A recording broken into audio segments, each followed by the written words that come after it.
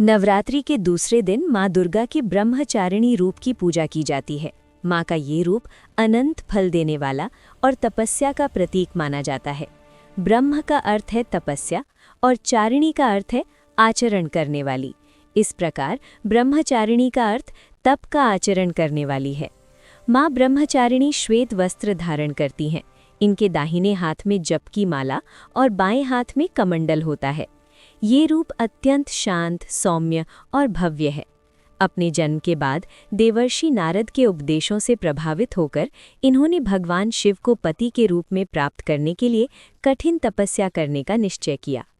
पहले 1000 वर्षों तक केवल फल फूल खाकर समय बिताया।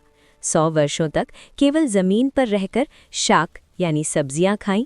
फिर 3000 वर्षों तक केवल सूखे बिल्व पत्र खाकर तपस्या जारी रखी।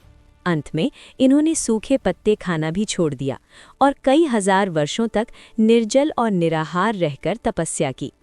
पत्तों या पर्ण को त्यागने के कारण इनका नाम अपर्णा पड़ा। इनकी इस घोर तपस्या को देखकर तीनों लोकों में हाहाकार मच गया। अंततः ब्रह्मा जी ने प्रकट होकर इन्हें दर्शन दिए और कहा कि आज तक किसी ने ऐसी कठिन तपस्या नहीं की है। उन्होंने वरदान दिया कि भगवान शिव ही उन्हें पति के रूप में प्राप्त होंगे। माता का पहला रूप शैलपुत्री यानी कि तप की शुरुआत की अवस्था है, जहां वे एक राजकुमारी के रूप में भगवान शिव के प्रति अपने प्रेम को पहचानती हैं। जबकि दूसरा रूप ब्रह्मचारिणी ये माता के पूर्णतः तपस्वी रूप को दर्शाता है। ब्रह्मचारिणी रूप ये संदेश देता है कि लक्ष्य को पाने के लिए शरीर और मन की सीमाओं को कैसे तोड़ा जाता है। शैलपुत्री स्थिरता का प्रतीक है। वे सिखाती हैं कि आपका आधार मजबूत होना चाहिए। योग में ये मूलाधार चक्र है। ब्रह्मचारिणी अनुशासन और इच्छा शक्ति का प्रतीक है।